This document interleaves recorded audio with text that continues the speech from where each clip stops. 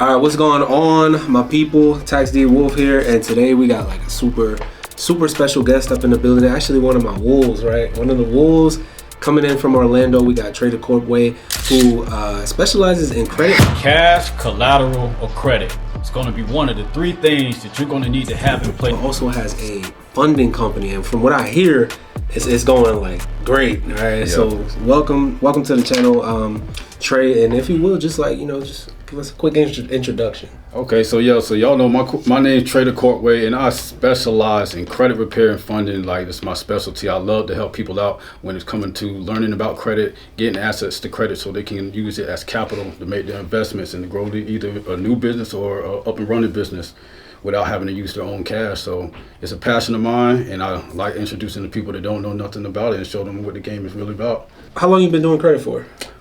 Since I say about like 2019. 2019. Oh, okay, so about five years. And what got you into that? Man, when you're running your own business and you're trying to come out of pocket, you realize that, hey, this can get expensive. So Credit can save you so much money when it comes to like when you need to invest in something real quick and you don't have to come out of pocket. It can save you and it can get you ahead. So this started with like you actually just trying to help yourself out. Yeah. What company were you running at the time? Trucking. So you had a trucking company. Mm-hmm. All right, so got into credit. And where are you originally from? From Jacksonville, Florida. Jacksonville, and then somehow, how long you been in Orlando? About like 2 years now. 2 years now? Mm-hmm. All right, cool. So tell me a little bit about this trucking company, man, because I see a lot of people getting into trucking, and they're like, it's like their last, what do people jump into as a last resort? They either going to become a real estate agent, right? Or they're going to start a trucking company. So tell us about the trucking company. What was that experience like? It was an experience, man. I can say I followed the trend and went into trucking because I felt like it was going to be a lot of money, which it did. But trucking is something you got to be hands-on with, and it's going to require a lot of time. At the time of doing trucking, I also was doing Airbnb. So I was like, okay, let me get a couple Sprinter vans and see how it go. It brought in good money, but then it was like, gas prices went up when the pandemic hit, and it was like, we got to make a pivot right here, a pivoting moment. And I said, okay, well, let me see where I can go in with getting into something else. So okay, then you made the pivot to Airbnb. You still doing Airbnb? Not no more. Not no more? Yeah. Because that was another trend. Yeah, right? that was There's a lot of trends out there, right? Went to following the trend, trying to look for a niche that's going to be able to fit me and what my passion is with everything. So I tried a couple things, made my profits, but I didn't really see it fitting me per se. Okay. Mm-hmm. And nothing wrong with trying new things, like, so it kind of gets us into like mindset. So like, what's your thoughts on, like, one, like, what's the right mindset, and then two, what was your mindset to be able to pivot? Because a lot of people, they start something and they just give up entirely, like, nah, this entrepreneur stuff ain't for me. So what type of mindset did you have, and like what allowed you to make those pivots effectively? So my mindset coming into it was, what did I want to accomplish? What was my end goal, or what I was really trying to do with anything that I got into? So it was more so as I wanted to establish myself to be able to do for my family. And I wanted to find something that I'm going to be able to keep a passion into and dedicate it to that's going to work for me. Trucking really wasn't for me. I didn't feel like it was for me. Airbnb was good, but it really wasn't for me. But as learning these two different trades, I realized that credit revolved around both of these. So it was like, credit is involved in everything that I need to do. So this might be what I need to focus on the most, being that it's going to support everything that I'm getting into. So I was dedicated on that, and I took the leap of faith. Everybody needs credit. Everybody needs credit. Everybody needs credit. All right. So I always tell people, like, if you really want to make money, you just need to figure out a way to help people, right? The more people you can help, the more money you're gonna make, right? So now that's good that you got into the credit space. Now, on top, let me go back. How important is credit? Because there's a lot of people that are like, cash is king, cash is king, cash is king. What would you say to somebody like that? Cash is king in a sense, but credit is power. Credit definitely is power. It's going to give you that extension that you need when cash can only go so far. Credit's going to always, it's going to grow. It's going to always grow. You can get unlimited access to credit. As long as you got the right credit report and you got the right structure LLC, your access to credit is unlimited.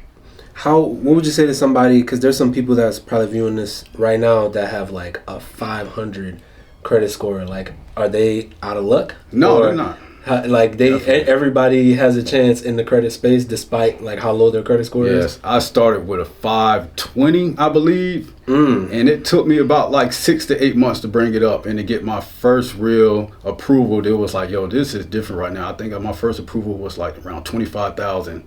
Dang. And at the time, my credit card was like $700. So I went from a $700 credit card to a $25,000 credit card. You remember which bank that was? 5-Star Bank. 5-Star Bank. Yeah, okay, 5-Star. cool. So, all right, 6 to 8 months, that's actually not that bad, right? Everybody has like a different story when it comes to credit. Some people might get theirs up. I've seen people have like a 200-point increase in like 40 days. Oh, yeah. You seen that? Yeah, I've seen that. Yeah. But then some people, it's like there's one thing that 6 months is like, dang, this thing still ain't coming off. So let's talk about, if you can tell me a little bit about like the process of, let's say I got a 500, you know, what will be the process of fixing that credit? Coming into it, you're going to have to clean up your personal information. That's going to be the step number one, because everybody got so many different variations of your name or addresses that's on your credit report. So we got to clean that up in order to get everything else cleaned up first. So clean that up, and then just start being consistent in your disputes, man. Get rid of collections, late payments, or anything that you have. Metro 2 is a big thing right now to be able to delete anything off your credit report, but also doing consumer law and factual disputing still helps too. And be consistent. Send it in an email, send it in the mail, upload it to the portals, all different ways. Just don't see it as one way to dispute. You got to be versatile when it's coming to do credit repair and aggressive. All right, cool. So now that you got your credit right, and then now let's kind of bridge over, because sometimes people come to these podcasts and they hear like one thing, right? So what I want to do is I want to show them they got to see the full picture. All right, so your credit score might be 580 right now, or 500, whatever. So you come in, you get your credit fixed, and then from there, then what? All right, so now I have good credit. I have a 750 now, and my profile is like completely optimized. My utilization's all low. So now we get into like the funding side. Okay, so now I got good credit. What's next? Man, this is the fun part right here. Establishing your relationship with the banks. This is where it's going to get fun at, because now you got a solid profile. Now you got the right accounts on your credit profile. To the banks are going to look at you and be like, yo, he got a sexy credit profile. Let's give him some money. You got to think like how the banks is going to think. If your credit profile shows like you are responsible, they're going to want to lend to you. You're not going to want to lend money to somebody that don't look responsible. Right. So you're going to go to the right institutions. A credit union is what I always suggest first, and then the big banks. Get your personal limits high, and then go for the business funding. So if you find the right gems, and it can be just local banks that most people don't even know about, it's right around the corner from you, and be like, hey, let me go ahead and open up an account, talk to the branch manager, establish that relationship, do a deposit in there, some weekly deposits on if you got a business, and then tell them, hey, I want to apply for a credit card. I guarantee you to give you at least $10,000. So the credit union's giving more money on the personal side? Yes, I believe, yes. Yeah, like how much money we talking? Like, if we talk about a bank like, let's just say Navy Federal, everybody's favorite. Navy Federal will give you up to $80,000 on one credit card. Dang. So the credit unions, like people sleeping on the credit unions. People sleep on the credit unions, and they're usually the first one to give you some type of funding because they're membership based. I like that. So all right, so personal funding, and then we get over to the business side. Now, why? What are some reasons maybe why somebody want to get on the business side versus the personal side? So when it comes to getting business funding, you got to realize that everything that you get on your personal side is going to show up on your personal credit report. So you're going to reach a point where you're going to peak. But once you start doing business funding, it's unlimited. It's not going to show up on your personal side. So your utilization is not going to show up, or how many accounts you got, it's not going to show up on your business side. So you can take it as far as you want to go.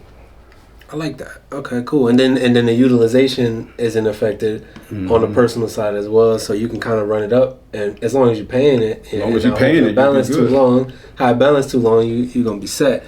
So all right, cool. We got credit, we got funding and everything. Now that's a lot of info. Had you have like a mentor or something, or you just like you studied all this, or you learned from somebody? So, my first stop was YouTube University, like everybody. But from YouTube University, I found the right mentors to get around and the right circle to get around. And I feel like that's like so important, because like the people that I was around, they didn't know nothing about this. They couldn't teach me about credit or funding or starting a business. So I went to YouTube and started listening and tuning in to the people that was already successful in this, and it started piquing my interest, and I actually started applying what I was learning, and it took me further than what I was going to be able to get from the people that I was just surrounding myself with. But now that I have learned the knowledge, I'm able to teach them. So get around a circle of people that's going to be able to teach you and that you can grow from, that's already done went to the steps that you're trying to get to, and you'll be able to grow too. So when you got those mentors, did you have to spend any money on those? Yes, of course. You know what I'm saying? There's not free mentors out there. People will give you information for free, but mentorship is different. Information and mentorship is two different things, and I think a lot of people get confused on that. A person can give you the information for you to go out there and do it yourself, but when you want mentorship, you need guidance, you need hands-on, you need to be shown directly on how to do certain things that's going to be able to work for you so you don't make the mistakes. So you can get the information all day, but if you go out there and try it on your own, 7 times out of 10, you're going to make mistakes that's going to cost you. So my idea of looking at it is, hey, if I can go ahead and get close with somebody that's already in the space that I want to be in, I'll go ahead and pay for the mentorship so I don't have to make those mistakes. It's going to cost me anyway. So it's always good to have that type of mindset. So invest in mentorship. That's going to be the way out. I see boxing gloves on your chest. You used to box? Yeah, so boxing was my real big thing coming up. So, okay, so that's funny you say that, because I just spoke at an event, and I was using Canelo as an example, because Canelo had just fought, I forget the Puerto Rican, he just fought this Puerto Rican guy like a couple months back, and I was looking at Canelo's record. And so in sports in general, right, not even just boxing, anybody who ever played sports out there, you deal with a certain amount of adversity, right? You don't just become champion. You don't just wake up and like, oh, I'm the champion. Yeah. You might have a fight, like, you ever remember a fight where it was like, damn, this dude kind of good. Like, it wasn't always easy, right? You just go perfect and just never get touched. But it puts you harder though. It puts you harder. When you come across that adversity, that's how my mindset is. Adversity makes me want to go even harder to achieve what I want. So if I'm in the ring and I'm boxing against somebody, and I'm like, oh, they getting off, they might be whooping me. They might whoop me that fight. But it's like, okay, bro, come give me a rematch. I'm ready for you now. And that's how you got to go at life. It might beat you up right now, but you got to come back for your rematch. Just don't give up. And that's what I think. That's what the biggest thing that a lot of people don't understand, especially Americans. You know, I've been to other countries, and it's like entrepreneurship is so big, and like a lot of these other countries I've been to. You know, there's stands, like they're just selling things at tours. They got this shop, right? Like everybody's hustling. Over here, we're more so like on that 9-to-5 side. So when people get into entrepreneurship and it doesn't work the first time, just like, oh man, this sucks. Like, it's not for me. But like, people don't understand the true test of your character is really how you deal with adversity. So you're gonna take a hit, right? You're gonna always take a hit. You will not go through life. You will not go through entrepreneurship without getting hit at least once, right? And to be honest, you're gonna get hit a few times. There's people who are billionaires right now that just got, still getting hit. More money, more problems, right? Yeah. But it's all about how you deal with that, and that's what makes someone really deadly. Is the person who never gave up versus the ones that do. So I want a lot of people to understand that. So with that being said, would you say your journey was easy? Definitely not. Definitely wasn't an easy journey. And that comes from a lot of different aspects. Like I say, environment made it not be easy. I didn't come up in an environment where a lot of stuff was just given to me. So I had to figure out a lot of stuff on my own. And I just had that mindset. It's like, when you want something and you really want something, nothing that comes in your way is going to stop you from achieving that.